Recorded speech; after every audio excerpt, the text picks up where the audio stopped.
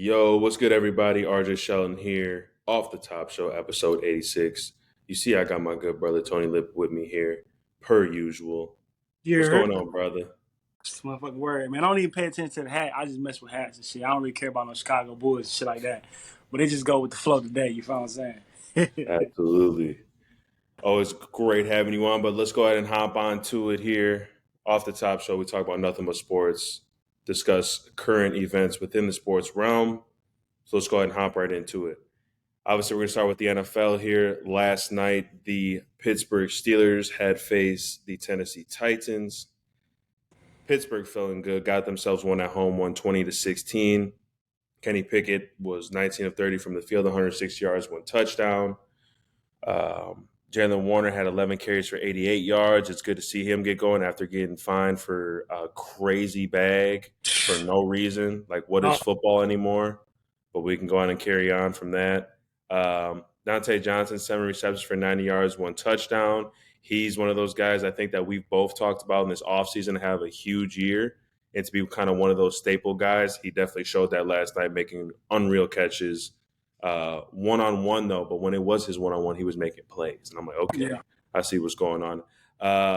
But on top of that, too, Pickens. Not Pickens, sorry. Who else is the other guy? Nah, bring up his shit. I'm trying to see if he's on here. Pickens had 2 receptions for a negative 1 yards and negative -0.5. What the hell's going on, boy? But there was one opportunity where, obviously, in their own red zone, that he should have caught that. I mean, that's like college. Like, why are you not toe tapping or dragging a foot, bro? You drag a toe. What would you drag a toe when we were in college? But he should have caught that. But that's a horrible stat line Bro, for him, I know 11-year-olds for that real. get 2 of their feet down in the end zone at that time when they gotta have 1 foot in. That was fucking terrible. It's But go ahead. horrible. But yeah, no, that was the offense. The Steelers' defense is always crazy. TJ Watt had himself a sack. I know 56, who is starting to kind of be a problem, Highsmith, but Yep. he didn't. He had 2. I'm looking at right now. Mm-hmm.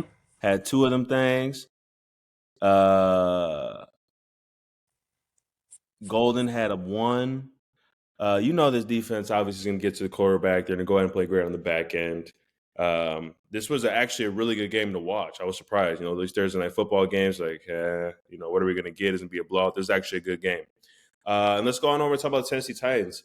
Will Levis, I'm liking in regards of, they lost. I kind of like what he's doing in the pocket. I like his decision making. I like what he's doing back there. I was talking crazy about this man. Crazy in the summertime with all that, stuff coming out, pre-draft and all that other stuff. It's like, man, he can't throw. He can't do this, but he's showing signs. I mean, it's also easy as well when you have DeAndre Hopkins and Derrick Henry to give the ball to. But he played well. All in all, when you watch this game, or if you did or if you didn't, if you saw box score, highlights, whatever, talk to me about kind of what you saw, within this game. First off, it was a good game. It was an interesting game. Like you said, it was one of the better Thursday night games. 2 physical teams that want to run the ball. They got young quarterbacks. So this is like more of one of them old school games, like one of them defensive games where the best players on the field were probably on defense. You feel me? TJ Watt, obviously Minka Fitzpatrick missed the game.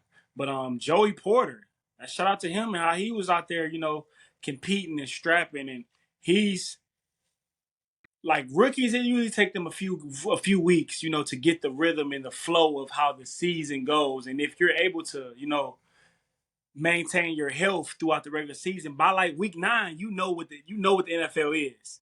Right. Like, yeah, they are. You know about the whole rookie wall, people hitting the rookie wall and things like that. But it's also a certain level of comfort that comes with that because you know what it is. Like every week you're doing the same thing. You ain't got no classes. You ain't got none of that shit. It's Right. straight football every week. You're traveling here. You're preparing for this team week to week basis. And you just kind of get more comfortable and you kind of get more, routine. So obviously that was a great performance by Joey Porter as well.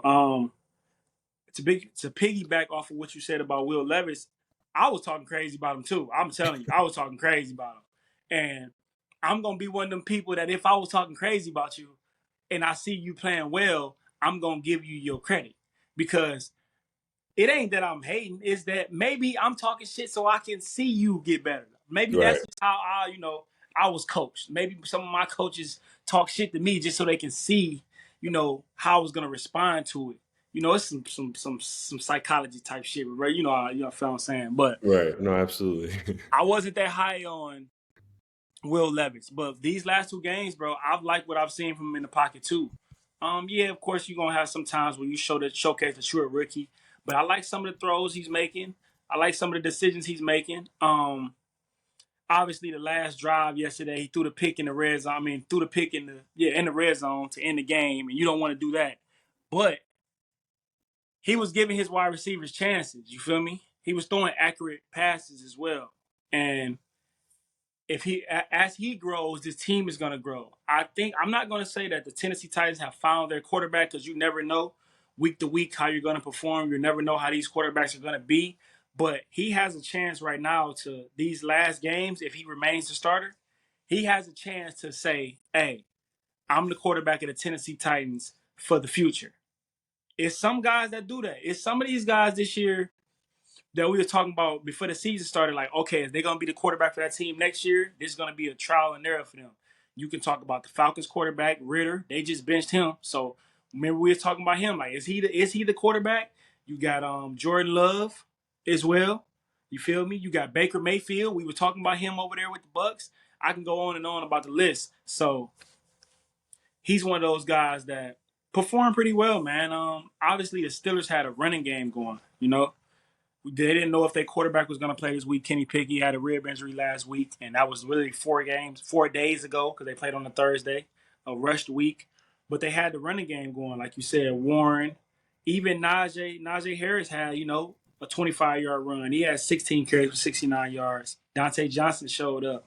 And TJ Watt going to do his thing. He can take over a game. That's just the type of player he is. Even if he had one sack, I'm sure he pressures, hurries, all of that. Like, he's a factor that he does things that shows up on the stat sheet, and he does things that don't show up on the stat sheet that as just as impactful as a sack. Facts. And if you know the game, you can understand what I'm saying. I think it was a good game, man. It was a good game. Two physical teams, two great coaches. Let's Man, not overlook that. let's These not. these are two great coaches, and Mike Vrabel is a great coach. He's a player. He was a great player, two-way player, catching touchdowns in the Super Bowl, getting sacks in the Super Bowl, forced fumbles, all of that. Like, Mike Tomlin never having a losing season at all. That was great. That was a great brand of football last night. I would love to see, them teams continue to get better. And yeah, it was a great win for the Steelers, man. I think I had the Steelers winning because I didn't know how the Titans was gonna play on the road because you just never know sometimes. Right. But yeah, man, it was a good win for the Steelers. Yeah, no, and to talk about kind of Will Levis here, I mean, it's two games just to go through stat wise here. Obviously, the first game that he had started against the Falcons threw for 4 touchdowns, which was like, here we go. Threw for 238 yards, and then obviously last night, 262 yards. That one interception was obviously forced, but giving his wide receivers an opportunity better than trying to run for it like Jordan Love did on 4th and 16. So shout out to you, Will Levis, for coming in and kind of making most of your opportunities. But like you said, I think he can possibly be the front guy, but you never know. And then moving on over to the Steelers, obviously that win there, just looking at the division, they are in the AFC North. That gets them into second place in the division. The Ravens are 6-2. Steelers are 5-3. Browns are 4-3, and the Bengals are 4-3. And there's a lot on the line this week, especially when we get towards the end of this, especially in the week 9, because this division is definitely going to be a tough one, and a lot of things are going to have to be unfolded to see where these destinies of these teams are going to go when it comes playoff time. I think this was that division that we said was the best, was going to be the most competitive division in the regular season. And look Yeah, at it turning out right now. man, they are all within one game or two games within each other. So this is definitely going to be interesting outcome for the AFC North teams. But Steelers now are at second behind the Ravens. And then moving on, obviously, our backbone here is talking about the NFC North. I've briefly talked about, obviously, on Wednesday. Always love getting different perspectives. I'm just going to go ahead real quick, brother, and go through, obviously, the games that we have going on. You can stop me at any time, but obviously, I want to get to, obviously, your Detroit. Well, the Detroit Lions, are they off this week? Yeah, we got bye week. Sitting at Bye the crib. week. Bet. So just stop me at any time. But Minnesota Vikings heading to Atlanta Falcons. That is a noon game. Obviously, we all know that Kirk Cousins is out. Hall is going to be in. This is Who? going to be Hall. He a rookie, right? Yes, BYU. Okay, I remember BYU last year. Okay. And just kind of a brief little summary of him. Went to BYU last season, threw for over like 3,000 yards, over 30 touchdowns, under 5. I think he threw for 6 interceptions. But granted, that's college. Now we're in the pros. But this is a huge game for the Vikings. It's going to be one of those games where they're going to see how he's going to pan out. I think that's obviously the main focus. We know that defense is going to be playing well. Atlanta Falcons obviously benching, like you said, Ritter, bringing in Heineke, who is a very good quarterback to come in and compete because that's what he's been doing since he's been in the NFL. So this is going to be a great quarterback matchup. There's going to be a lot of guys on both ends. What'd you say? Who? You said this is going to be a great quarterback matchup? For their caliber, yeah. Absolutely. Man, I'm going to scrap you, dog. Scrap me. What you mean? We got to be realistic. You think this is going to be a great quarterback matchup? Not great, but we're going to see what they're going to do. Like, I'm what they're going to do. I say great. I'm going to say, sorry, see what they're going to do. This is for both teams. Interesting or something like that. Great? Come on now. This ain't Josh Allen and Joe Burrow. That's great. No, it's not. It is going to be interesting, yes. So thank you for getting me together on a Friday, brother. It's going to be interesting to see what happens. This is a big game, obviously, for both teams because this is a stepping stone to where they need to go when it comes to playoff time. So talk to me about this game and what you think is going to go down. Man, I honestly do not know what's going to go down. I ain't going to lie because, like you said, this is the first game where both of these quarterbacks is going to be starting this year. So you don't really know what you're going to get. I mean, obviously we know Tyler Heineke can play because he was the starter last year for the Commanders, and we know he can, make throws and win. So I'm sure his energy is going to be good. A lot of the receivers from Washington liked him last year as a starter, and I think before that as well. Like when he was starting, they liked him. And they wanted him to, play more. And when he did play more, they was getting their numbers. So I think this is going to be good for Kyle Pitts and, Drake London and even for the running game. So I don't know how this is going to go. It's going to be interesting, like I said. Playmakers going to have to step up. Obviously, it's going to be a outside game because it's not a real heavy quarterback dominant game. Playmakers are going to have to step up and make plays. If you got to catch a slant and go 30 yards, you're going to have to do that. That's just what it's going to be. I'm going to take the Falcons though cuz they're at home. It's hard to win on the road with a rookie quarterback that's having his first start. And you got your best player off, now your top 2 best players off the team now. Yeah. It's just something to think about. But I like the Falcons in this matchup. No, absolutely. Let's just keep it moving on over here to the Green Bay Packers. They face the Los Angeles Rams at home. Man, off of last week's performance, man, I don't know what to get either from the Green Bay Packers. I don't know what is going to happen from here on out. I have a idea of possibly maybe what can go wrong this season where we don't make the playoffs or something happens where we turn it on, but we have no identity, and I talked about this on Wednesday for the Green Bay Packers. And the Los Angeles Rams are a very good, well-coached football team that will go ahead and expose us on all ends. So to be honest here, I'm looking literally, if we're going to be in this game, we're going to have to obviously run the football, from a defensive standpoint. Granted, now that we lost basically one of our best corners, I'm expecting our secondary, just from seeing everything from what the Los Angeles Rams have done from a wide receiver perspective to have a heyday on us, to be honest, because I don't see, with Joe Alexander and all the hype that he's got coming in, he has been playing horrific. He has been playing terrible. It's been no showcase of last year what he was on. So we'll see, though. I could be wrong. Last time he played the Rams, his rookie season, this was like 3 years ago, he was strapping shit. Mm-hmm. So we'll see what goes on. You never know when you got a team like that comes in, the Rams, it might go ahead and spark something, but Matt LaFleur's got to get these guys playing well, and that defense has got to be getting, off on third downs to get this game taken care of.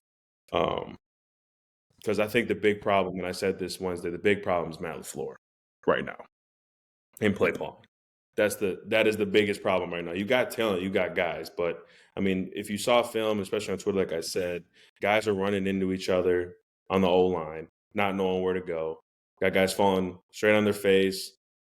Guys not making plays. Like Christian Watson catches the ball, make a play. Like if it touches these, you have to catch the ball. I'm sorry, especially at that level. There's no excuse for that. So I know I went on a rant there, but talk to me about what this game from, if you're a Packers fan, because I like to put people in different shoes. If you're a Packers fan at this point, what are you expecting and what are you looking at from this game and moving forward? If you're a Packers fan, you want to take care of home field advantage, man. You want to come out there and establish a running game. We know the Rams have Aaron Donald, but we know teams have been able to run the ball on them. Their secondary is young. The Rams team is just a young team. And I'm not going to say that, the Packers are a young team offensively, but not defensively. They're not a young team as far as on defensively. Of course, they got the second year wide receivers, but they kind of vets now, man. When your second year in the league, bro, you a vet. You getting the call a vet in the locker room. I don't care whatever it is. You go straight from rookie to a vet, bro. That's what it is. So you got to play like that. Dobbs, like you said, Watson, Reed. They gotta establish a running game, man. Like I think Jordan Love is just one of them quarterbacks where he's better with a running game. He's not Patrick Mahomes. He's not Joe Burrow. He's not Josh Allen. He's not Jalen Hurts. You feel me? He's not those guys. He's not Lamar. He's not none of those guys. He's more so in the Dak Prescott category. That's the type of quarterback he's gonna be. So he needs a run game. You feel me? And I'm not nothing against Dak Prescott or anything like that. I'll talk about him later. I'll jump to that. But the Packers got to establish their running game. They have to establish their offense at home. They have to get to a fast start. The first 15 plays, they got to be plays that Jordan Love loves. You feel what I'm Right. saying? Like, it got to be what he does well. It got to be what this offense does well. Like you said, his organization kind of starting over without the quarterback, man. It's the first year we've seen an Aaron Rodgers-less Packers team. I'm sure the fans are getting used to it, and the Green Bay is getting used to it. They still kind of like, man, what the hell is this? You feel me? Like, we ain't never been in this place in a long time where, like, we don't really know what we are. So they just got to get to a fast start, man, and take care of home field advantage, which I do not think they will be able to do, though. I feel like Cooper Kupp and Nakua, and if Matthew Stafford playing, I don't know He if he, probably is. They yeah, about to fool. yeah, and like Aaron Donald, like he's gonna have a problem. Yeah, he had 2 sacks last week, even though they lost, but he's gonna do some damage to that offensive line, and he might can take over this game. Who knows? So I'm gonna take the Rams in this matchup for sure because I think they can score. If they score 21 points, I don't think the Packers can score legitimately 21 points right now in the game. So I'm gonna go with the Rams. Then we'll leave it at that. And let's move on, obviously, lastly here for the team because the Detroit Lions, who's the front runners of the NFC North, they got a bye. Chicago Bears face the New Orleans Saints. So since you have a Chicago Bulls hat on, we can all put our perspective of being a Bears fan right now. if I am, granted where you're at right now, what, week 9, you've brought all these pieces in, right? From, I know Justin Hurts, Jesus. Justin Fields is hurt still. I don't know when he's going to be coming back. So now you're really now in the talk of, okay, do we go ahead and get, are you guys going to go ahead and get Caleb Williams? Are you guys just going to only go ahead and get a wide receiver? Are you going to go ahead and do this, that, and the third? So now you are already, I feel, in the mode of this season's over. And And that that's could be this. Yes. okay. And it can be the same thing for the Packers as well. Don't get me. I'm not saying from a getting a quarterback standpoint, but they are in the mix as well with this. This that area. Week Jordan Love, 8, Jordan week 9. Love's, yes, yes. Yeah. Jordan Love's been with this organization for 5 years or 4 years or however long it's been. I know, you know what I'm saying, that this is the year that, first year, this, that, and the third. But it's like now, is his name going to be brought up in certain things and not the coaching staff and not Matt LaFleur not doing what needs to be done? And now from a Chicago standpoint, is this Justin Fields' fault? Are they going to go ahead and now keep the same organization with coaches and everything and bring a piece in to replace that? Because, this is a quarterback-driven league. So there's a lot of things right now that are really things that if you see something on Twitter, you see something on social media, that is potentially can happen because you never know what the business side of things are thinking, especially from a higher up, in the front office. So Yeah. if I'm a Bears fan, like honest to God, right now, I wouldn't be. I actually like in regards of the record with the Bears. Justin Fields, before he got hurt, he was balling. Like he had, 2 games. He had what, 4 touchdowns or something like that, or I don't know.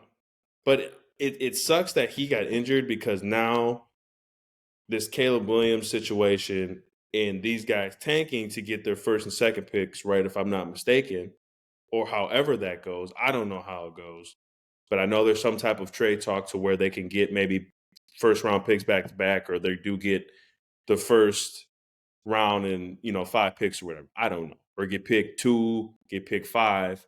But are they going to go ahead and be like, you know what? We're not liking this. We're going to go ahead now and just go ahead and get Caleb Williams. We're going to go ahead and get guys in this draft to build for the future.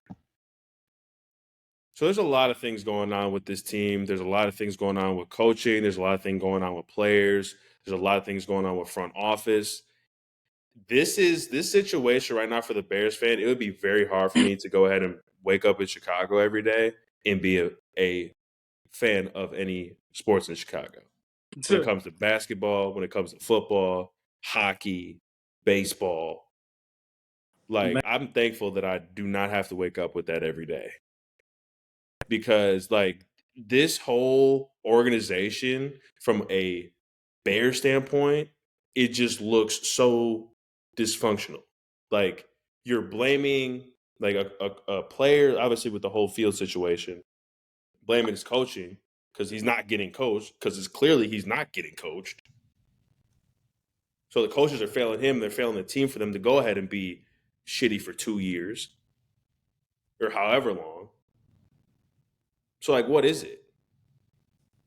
Like, there's no like in being a Bears fan, like, what is the problem? And there's no answer for it. There's no answer. So this is going to be an interesting season for the Bears moving forward. But I think realistically, any team in the NFL right now, and there's 32 teams, this is the team that literally has no direction on what they're doing as a organization, as a football team, and as a coaching staff. I know I went on a rant there, but talk to me about this in this situation if you're not feeling how I'm feeling or your perspective on this Bears team. No, you made some great points. You already know how I was thinking about the Bears, man. How they started the season, the whole organization, coaches is quitting, some getting fired during the season. A lot of turmoil going on in the inside of the building. Players requesting trades. Uh, a lot of players hearing their names in trades. So it's like it's a lot going on. like I said, it's just time to flush the toilet with the whole organization. Like it may be time to, and there's nothing against the players because I always want all the players to get the jobs and do their thing and make the most money they can, and be able to take care of their people and their family and themselves. But I would say it's time to just turn the page on everything in the whole building. It's time to turn the page on all of it and start completely over and just build different. That's just what I think the Bears need to do. They may feel differently, but if I was running things, like if I was the owner, because you ain't firing the owner, I would turn the page on everything, and start completely new. Especially if I'm thinking about getting one of these quarterbacks in this draft. I need him to come in clear conscious, clear mind, everything fresh,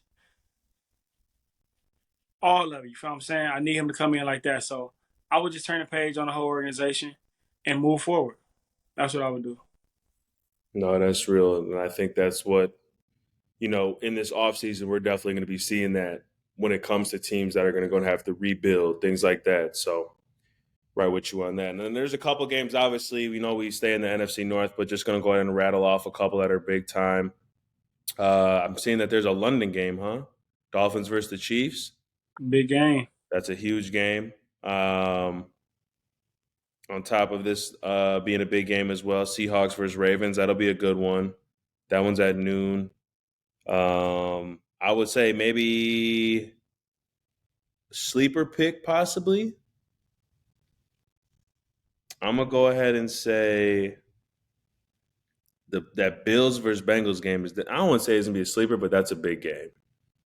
So who you taking? Who is the sleeper? Sleeper. I'm not saying that's a sleeper game. I'm gonna try to find. I don't know. I don't know what would be a sleeper game. Well, since you brought it up, I'm let's, gonna let's figure it out though real quick though while I'm talk looking about at it. it. Who you got? What's Um. that game? Sunday night. It's in Cincy, right? Yeah, it is in Cincy. I'm gonna go ahead. And for it to be a sleeper, but like even though the Bengals are at home, I think the Bills are gonna come out with this one. And the reasons why I say that is because they've made adjustments at the half point to go ahead and bring on Leonard Fournette.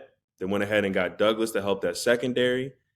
Von Miller's probably going to be coming back here. I don't know his time frame, but they're making all their moves to go ahead and get into that Super Bowl. Josh Allen's playing very well, playing consistent enough for them to go ahead and be efficient on the offensive end. You already know what you're getting with Stephon Diggs. You already know that. And then obviously running the football, they got like three guys there that can run downhill easy. So I think this is going to be my sleeper game, but I think the Bills are going to go ahead and make a statement this game, being a primetime game, Sunday night, 7:20. And this we can potentially see these teams again in the playoffs playing against each other. So, what do you, or if you're looking at the week right now, what are you looking at? Sleepers or any games that you're looking at to be like a big time game like the Bills versus Bengals? I think there's a game at 1 o'clock. It's gonna be a big time game. Um, it can potentially, I don't want to say it like that, but it can potentially be a Super Bowl matchup. And I'm gonna go with that Seattle Seahawks game versus the Ravens. They playing at Baltimore, 1 o'clock. Pete Carroll, Harbaugh, Geno Smith, Lamar, two great coaches, two champion coaches, two great quarterbacks, one MVP. Well, I'm gonna say Geno Smith playing great right now. They got a lot of weapons. Defense is playing pretty well. They both a top 5 defense right now. That game is gonna have. This is good. This is a big game right now. Obviously, the whole thing about Lamar versus NFC teams is that he's like, I think like 17-1, and he don't be losing to NFC teams. So this is another NFC matchup. This is gonna be a good matchup, man. This is gonna be one of them early season tests. Well, ain't early season, it's mid season, but this is one of the mid season tests of like who are the better team right now. It's gonna be tough from Seattle coming all the way to Baltimore at 1 o'clock. Cause why I tell you, playing at Baltimore at 1 o'clock is different out there. It's different. Like you gotta, they come out so fast. Like I said, I think I said a couple weeks ago, they come out fast. The stadium be rocking. You gotta, if you Seattle, you can't tiptoe into this game. If you tiptoe into this game, you're gonna be down quick. Just ask the Lions. Tiptoe into this game if you want to, and let the crowd get into it, and let that defense get to flying around and doing their thing, and let Lamar get the Lamar in. You're gonna look up. It's gonna be 28-7. I like that. Lamar. So that's my sleeper game right there. And like I said, it's a potential game that could we can see in the Super Bowl. I think that will be a great matchup too. I think that would be, You really think the Seahawks are like that to get to the bro. Super Bowl? I think because it's all about anything can happen in the playoffs, bro. True. Somebody can get hurt. I ain't saying I want anybody to get hurt, but shit happens. Right. Somebody can get a little hammy and be slowed down in the game. A quarterback can come out there and have an off day. Purdy, Jalen Hurts and them can, the Eagles could potentially not stop the run, and K9 and whatever the other, I forgot his fucking name, the backup running back for them, he came from UCLA, the rookie. They can get to taking over a game. And then you got the pieces on the outside. Then you got the defense. You got Adams. You got Weatherspoon. They just traded for Leonard Williams. They got Clark there too. They got Frank Clark. They That's got a huge pickup. Quandre Diggs in the back. They got Wagner. And they're a pretty fucking solid team, well-coached team. They is, yeah. I can see that happening, man. I can definitely see True. that happening. They got the pieces. And it seemed like it's a good year because the NFC is kind of open, Right. They probably, let's say they lose the division because they still got to play 49ers twice. Let's say they lose. They're going to be the 5th seed. They're going to play who the 4th seed would be. What, Saints or something like that? Yeah. Maybe Saints or Tampa Bay, whoever. In that division, that's going to be the last team. They're going to beat them. And then they're going to probably play the Lions. That's probably going to be the 3rd seed. No, hell no. They're going to play the 1st seed. They're going to play the 1st seed, I think. So they're going to play the 1st seed, which will be like the Eagles. Hey, bro, if they on that type of time. That's real. I seen the Giants go 3 straight road games and win the Super Bowl back with Eli Manning. So anything is possible, man. I like this Seattle team, man. I definitely like this Seattle team. No, that's real. And especially with playoff times, right? Last year around this time, look what the Giants did against the Vikings, right? Teams got a week off. They're not in that playoff atmosphere because that's a whole different situation. Like playoff football is completely different. I don't know what that feels like, but I know like certain games that is way different because everything is on the line every play. I played in one playoff game in my NFL career. I was versus the Steelers at Pittsburgh.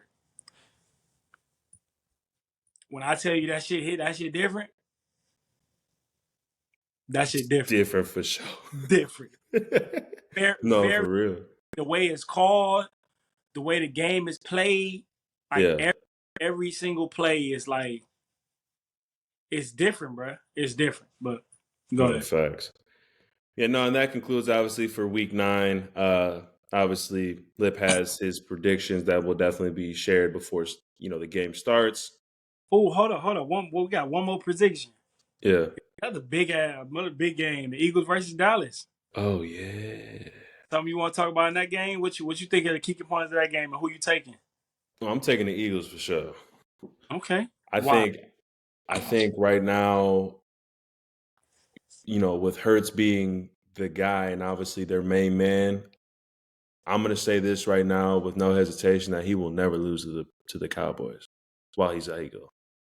From now on, he will never lose to the Cowboys. And the reason why I say that is because, number one, A.J. Brown's playing out his mind.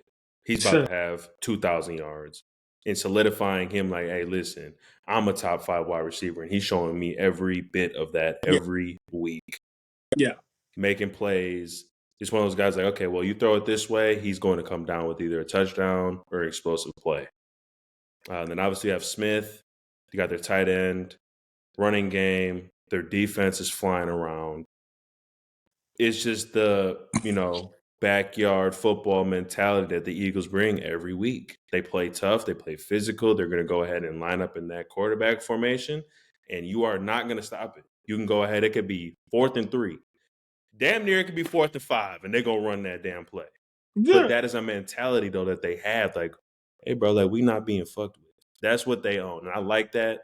And I think that right there and that of not aggression, but just everyone on edge when it comes to that time from a head coach, from players, offense, defense, it's just gonna be too much for the Dallas Cowboys. Yes, I know Parsons is on that other side, this and that, but Eagles got one of the best O line in the NFL.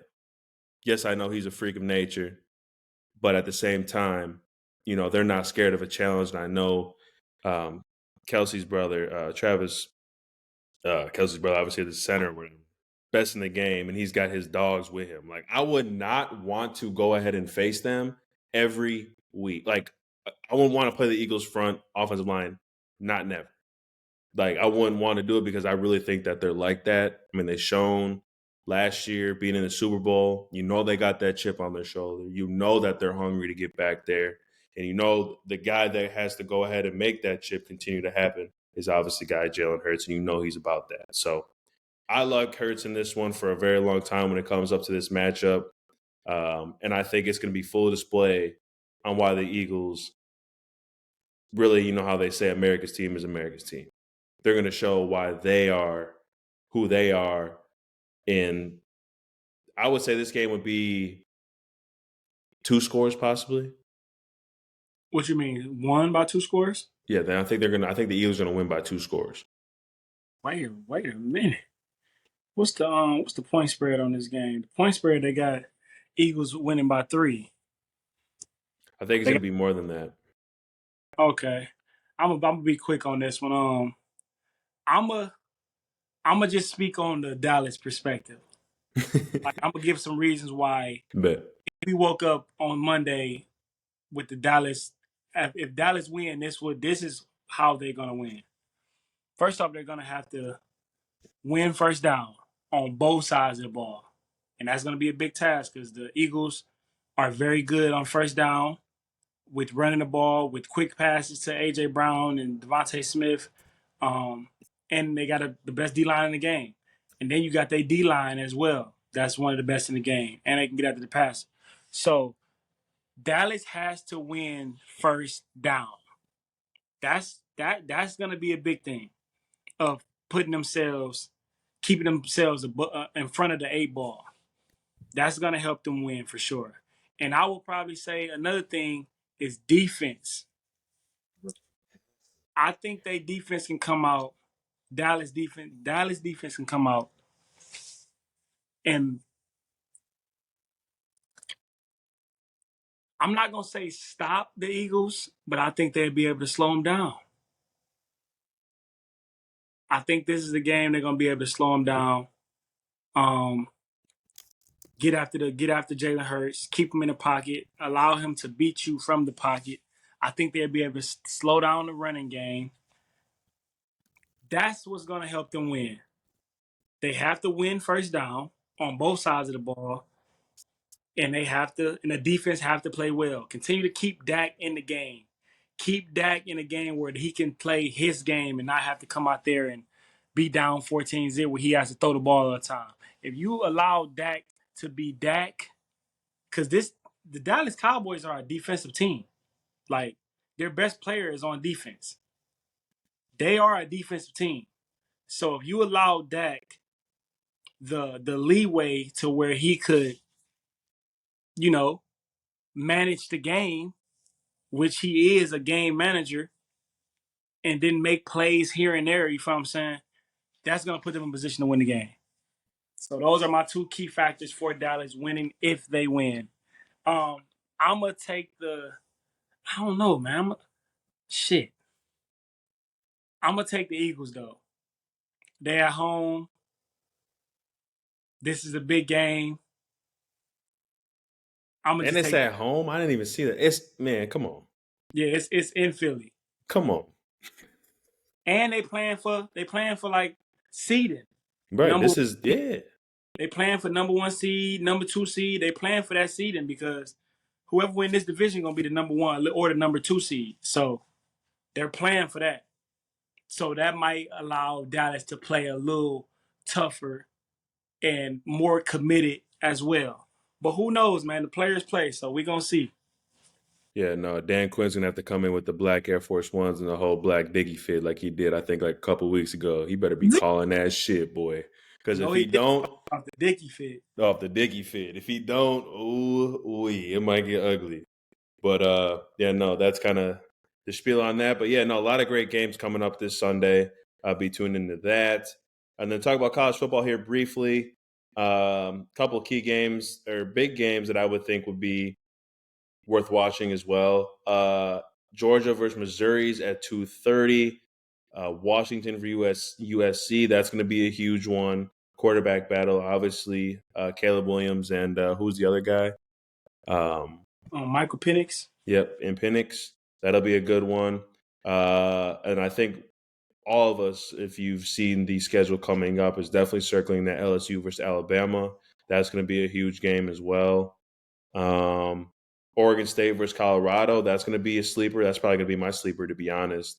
Oregon State being 16, but Colorado playing very well at home. You know they're going to come and play. That'll be a game at 9 p.m. as well. That I think is definitely something to watch, or if you're up at that time.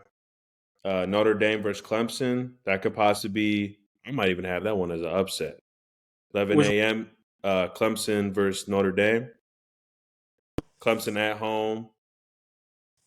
Yes, I know Notre Dame is Notre Dame, but they play well when, Clemson plays well when it's one of these games to get them going because they haven't been having a great season this year. what time they play? They play at 11 a.m. Oh, they play. Okay, it's a noon game. Noon game, yeah. Okay, it's a But good. and then obviously Michigan State's playing at noon as well. They play Nebraska, Florida State versus Pittsburgh uh, tomorrow at 2:30 as well. That should be another good game to watch. Coleman's been going absolutely insane. Kansas versus Iowa State. There's a lot of great games on tomorrow, and I would say you can check those out. If I were to want to go ahead and definitely circle for sure LSU Alabama, that's always a great matchup. So much rich history between those two teams. I'm tuned in. I'm taking LSU on the road. I got LSU on the road, winning. LSU been playing very, very well since that first game, and they Absolutely. playing better. They got 2 NFL wide receivers that be making crazy plays. Neighbors and I think number 11. I don't know. I forgot his name, but Yes, Neighbor both those guys are he eating. yes. He be on some grown man shit out there too. he be playing, bro. So I like LSU with the upset. And I'll be right with you because those wide receivers about to get that chick in this game. They about Yeah, to go ahead and solidify that they're going to be first, second rounders for sure. Because obviously, me doing the stats of what I've been doing with the college from just each position, just keeping a mark on these guys when it comes to obviously drafting and all that stuff. These guys are unreal. The guys you just mentioned. So I got to let you that one too. But yeah, those are the college football for Saturday. And then today, my good bro, let's talk about some NBA here. I was kind of thrown off, bro. What is this? I had to look up. This is a play-in season tournament. Okay. Mhm. So I had to go ahead and look it up. Play-in tournament will determine teams that fill the 7th and 8th playoff seed in each conference for the 2023 NBA playoffs. Hold up, what? Excuse me, that's the wrong one. I'm looking at the wrong one. No, I'm looking at the wrong one completely. But what is the play-in though? What is this? Like play-in season tournament? Like is it the same thing as that? Because I couldn't find anything. No, it's I mean, I don't quote me on this because I don't know how it's going to be broke down, but I know it's 6 brackets where it's 5 team in each bracket. that's gonna play. I think they're gonna play like 2 or 3 games to see. It's like seeding. Okay. Play games to see who win like that little division of the 5 teams, Okay. and then I think the both games are played in Vegas, but it's regular season games. Like one of the games start today. Like they just regular season games, but they're like play-in tournament games. So you're gonna see some games to where the arena, like the floor of the arena, look way different. Like they're not gonna look like the regular floors of like if you was at a home team or a away team. Like it's gonna look like it's both. It's gonna look weird. You're gonna see it tonight. I think the Thunder playing one tonight and the Knicks and the Bucks playing one. So look at the court. It's gonna show you like this is a play-in tournament game, and I think it's Wow. all through November. And the championship is December 7th. I mean December 9th, and like the semifinals is December 7th. I don't That's know how this crazy. shit gonna go. We're gonna see obviously through November of how it's actually played out, Right. but it's like a little in-season tournament to where shit, just a couple of a way to get a couple dollars. I think the winner, each player make $500,000. The loser make 250,000. Semi make the two semi teams make 100K and 50K each. So it's gonna be different, man. I don't know how it's actually gonna be played out, but we're gonna see it right now. We're gonna see how it works. But pay Like that's attention so cool. because it's not like 5 games in a row or 3 games in a row where we're gonna know like, hey, this is a when you see the court, you gonna see like what the fuck is wrong with this court? That's when you gonna know that's when the play in tournament games. So are they going to be doing this like throughout the season? No, it's only through November. Like I said, Okay. the That's championship so weird.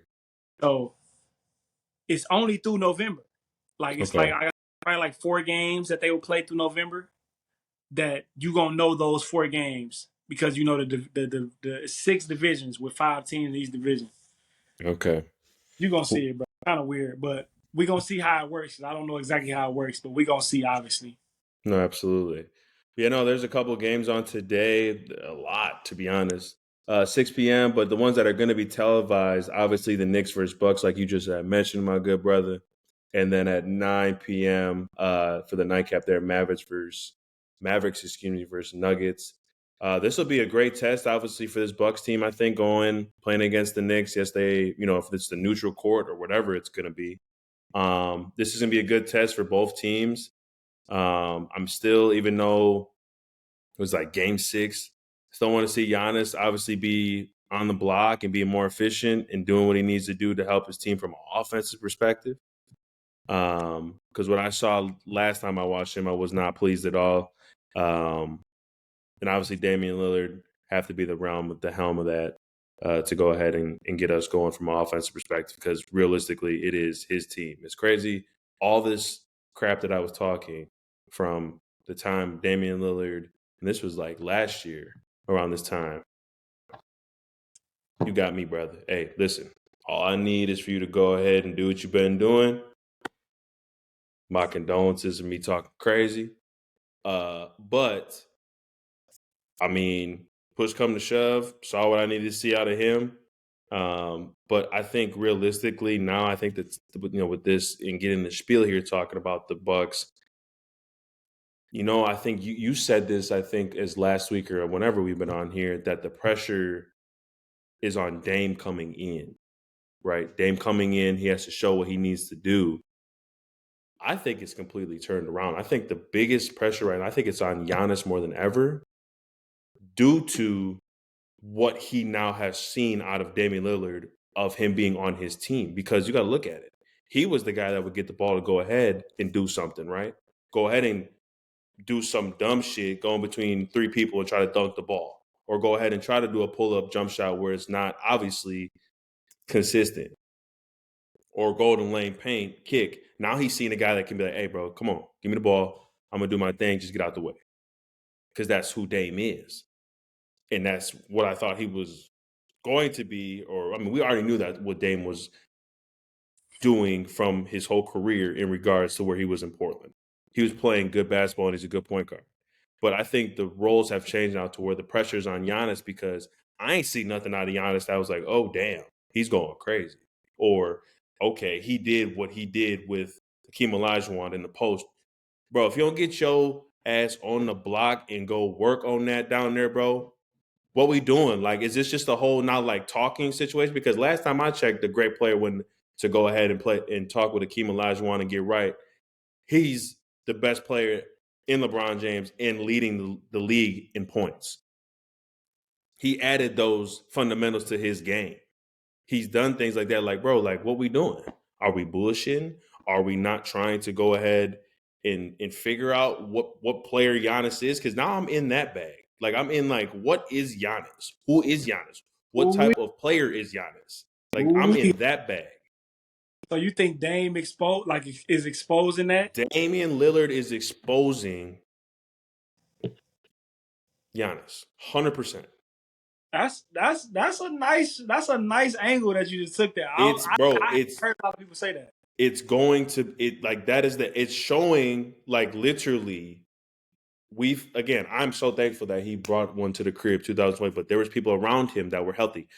Remember Chris Middleton was healthy as hell going off, like going off. Drew Holiday obviously doing what he needed to do as well, but it was really mainly Chris Middleton going in and hitting shots, getting to his spot, fading away. So it's like is Giannis a four? Is Giannis a center? He's not a three. He's not a two. He's not a one. So it's just like, what do we position him, and what is he going to be? Is this now to where this is going to be a story? Because you know the NBA loves stories. You know the NBA loves dramatic stuff, dramatic shit happening in trades. Is he going to want to go ahead if the Bucks do make it? If they don't make it, is he going to want to go ahead and go out and play with Curry? Is he going to want to go ahead and go out and play in Toronto? Is he going to want to go ahead and play somewhere on the East Coast? So this is more on this is honest to God, this is Giannis' career of his legacy of what he wants to be. He'd be one of those guys that won one championship and boom, all star, this and that. But we had talked about this. Wembanyama right now, Oh, B, you about to give a take? I'm Let's giving a take for show go, because this needs to be talked about. It's going to go be ahead. talked about, and Go ahead. especially is right now where we've been. I know I'm going on a rant and raving, but it needs to be No, go told. crazy. It needs to be told because that man right now, Who? skill wise, Who? is better than Giannis right now. Who? Wembanyama. All right, now say it straight in the order. Wembanyama is more skilled than Giannis is right now. Is he a better player than Giannis right now? I'm not gonna go past that because he has a championship. But it's getting very it is I am this close of saying it. I'm this close to saying it. Because boy, what I 30, 10, and being able to, bro, the people guard him, they don't know what to do because they can't do anything. Nothing. They can't do anything. Like a man is 7'4" and can play all positions and can do everything from an offensive perspective. Like he's about to make the game go back to where you have to have a big on the court. That Yes. that little space out small ball shit, you're not gonna be able to do that versus the Spurs. No. And that's what he's gonna bring back to this game now. Because you're gonna have to have a big man on the court with him. And that big man gonna get work too. But just like when Shaq was playing, you needed a bigger guy on your team playing because who the fuck else gonna guard Shaq? Right. This is what Victor Wembanyama is doing, and that's what changed the game. That's what changed the game. Players change the game. Players. It ain't schemes. It ain't the rules. It ain't none of that shit. It's the development. It's the skill. It's the talent of players that changes the game and take the game to another level. And we are literally watching right now Victor Wembanyama changing the game. Absolutely. He's changing the game, bro. I hope he stays healthy for 25 years Man. because the shit he is doing, the impact he is having on every single shot on defense, the impact he is having at the rim and at the 3-point line, and at the mid range, and he can pass. Ooh wee, ooh wee! I'm telling you, give it 2 years. Give it a year. Don't give it 2 years. Give it a But year. you right. You are Give so it a right. year. I'm just being patient a little bit. But I'm not. by his third year, Oh my God. he's gonna win the MVP, and he's gonna be legitimately, easily the best player in the fucking NBA if he Absolutely. continues to, develop. And he has that look in his eye too. Like, I want to be great, and I'm He's a really, killer, bro. He yeah. don't he you saw the first game that he walked right back in the locker room. He mad as hell. Like, bro, I don't want to look like first game at home when they had lost to who they lose to? The Mavericks. I ain't trying to shake all them. I'm getting back in the locker room, bro. That right there, when I saw that, I'm like, ooh, wee. He is about business, boy. Hey, bro. Business. But yeah, no. We went on a rant and rave there, but I had to go ahead and say that about the Bucks. I need to see more out of you, honest man. You're pissing me off. Like, I don't know if you see this or not, or if you don't, or the people that do, but it's just irritating, bro, because we say this every year about this man. Oh, he's working with somebody. It's gonna show on in the game. He's gonna be doing over the shoulder fadeaways. Like, bro, if you don't get on that block and dominate, you were 34 for a reason. I know you like Shaq too, and you a documentary, you had Shaq in there. You had glimpses of Shaq in there. You wanted to dominate the game like Shaq. Well, then get on the block and do it. It's not hard. Hey, bro. God, He keep playing. They gonna start talking about him like Ben Simmons in a minute. for real. Wait till this season gets done and next season gets done. I guarantee you they gonna be flaming him if he has not won a championship or has get that's it right there. I don't need to go ahead and say anything else because you already got one, bro. You won 50, 10, and 10 to close the game out in 2020. Unreal performance. Don't get me wrong on that. You got your credit when credit's due. I'm telling you right now, this league is only going to get better. These young guys are only to get better, aka women Yama's going to only. There's going to be more of them. There's going to be more bigs that are going to be more skilled than you. It's just only going to happen that way. You are who you are, bro. That's what you got. Exactly. Athletes, people, after a certain time, you are who you are. And Facts. maybe this is who Giannis is. You can do all the post moves and work out all that shit you want to do, but it's up here. It's up here. And I don't think up here of like him processing. I think he's still learning like the game of basketball, bro. Like I full fledged see that. Like he has no bag. He has no bag. Like Giannis is a good player. He's a high energy guy. I love it. But he has no bag. Gets rebounds, boom, dunk, cool. Pick and roll, okay. Hits a janky little mid range. Hits a janky three. But other than that, what bag does he have? And it's You so you like tough. you like damn. You look at a player like let's prime example, right? LeBron James. Yes, okay. What was he doing in this time right now in his seventh season or whatever season? He was going crazy. Anytime you went ahead and put on that man, he doing something nuts. He's in his bag. Like when you watch a caliber, because I'm not saying we put Giannis in that caliber of guys, but he's there. He's in that LeBron, KD. Yeah, 2 times He's MVP, in there. He's in top there. 75. He's in there. So we can rant and rave about this all day, but who we? Oh, we gonna say that one though. We gonna have to we gonna have to break that down a little bit more. We're gonna We gonna break it do that. down for sure. But you But that should be a good game to watch. That's at 6:30 today. And then the nightcap here. Talk to me about this Mavericks and Nuggets game. I know you like Kai. You know Kyrie Irving fan for a long time. I am too. I respect the hell out of him. I love Luka's game as well. Luka's playing very well. I think last or yesterday or whatever day it was, I seen that he dropped 43 off a crazy inbounds, threw it off the glass, cash, win at the crib. We know what we're getting from the Nuggets. The Nuggets are defending champions. They play very well together. Jokic and Murray are the helm of that, but they got role players. They have a great coach and a great coaching staff. Talk to me about this game. first off, there are only two remaining teams left that's undefeated right now in the NBA, and that's the Dallas Mavericks and the Boston Celtics. And the Dallas Mavericks have not had their second best player on the team for the last 2 or 3 games. Kyrie Irving has not played, so it's been basically the Luka show. But the Mavericks has put a couple pieces around him that's underrated, but they're great fitting for him, and that is um, Grant Williams. Grant Williams was a great signing for them. Right. He's a guy that comes from that Boston way of playing basketball. He's tough. He can shoot. He's smart. He's a smart player. He's a leader. He's a guy that talks on defense and try to put people in the best position to. And you need that type of guy. He's one of those guys that model his game after Draymond Green, and you need that type of guy around Luka. Right. Um, Josh Green has been playing well. He had 3 points last game, but he's been playing well.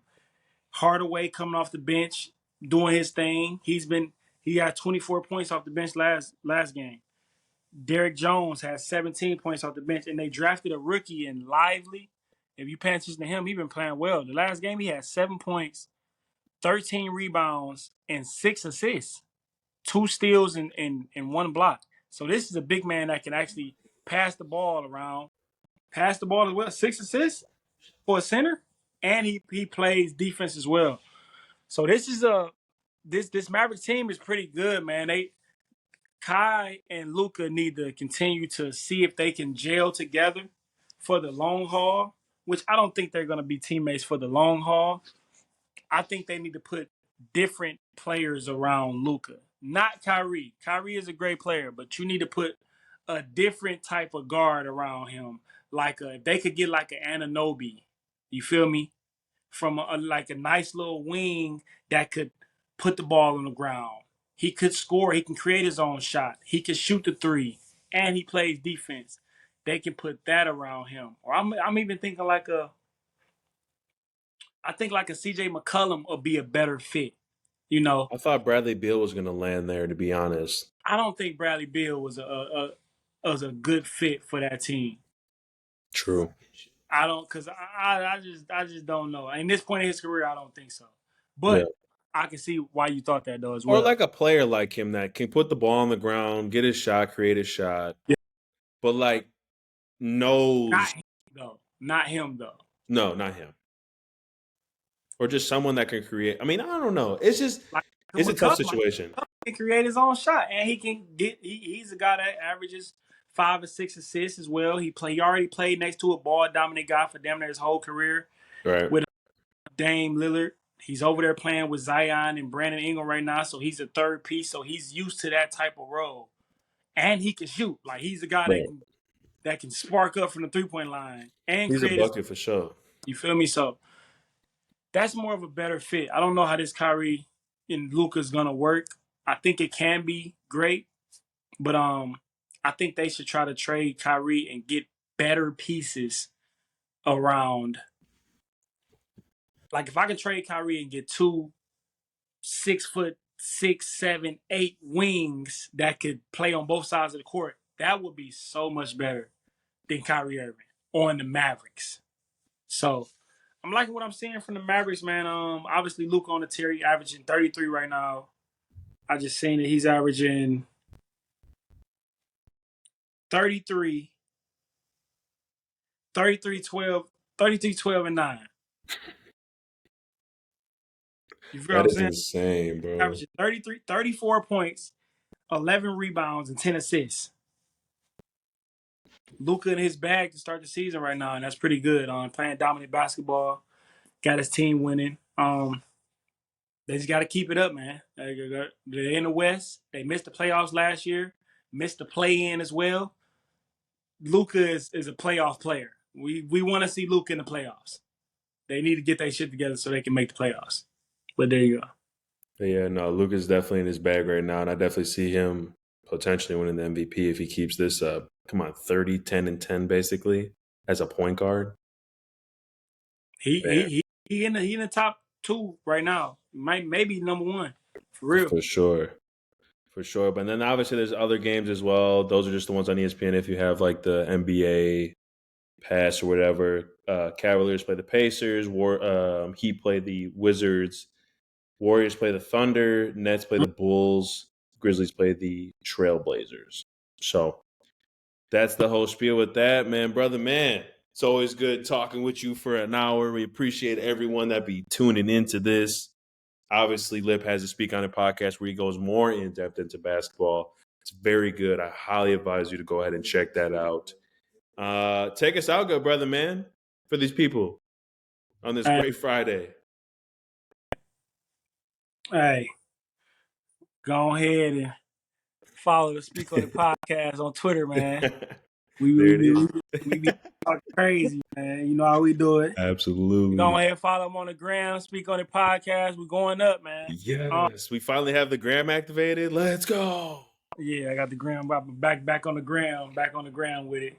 I'm gonna be more consistent with it this time, man. Sports is here, man. Like I said, man, I always say, shit, it's always good to have sports around. Some of the best athletes in the world, playing on the court or on the field or whatever arena they play in. It's always good to see, man. Especially if you a competitor. Tune into a great week of football and basketball, man. Great weekend, and let's get it, man. Let's get it, man. Absolutely. Things are about to be heating up very quick because it's the round of time where we have started this. So, man, appreciate y'all for tuning in. I hope your week was great. Continue to be the best you can be. Keep moving that needle forward, as they all say. Man, you guys have a great weekend. Enjoy yourself. Peace out, y'all. Yeah.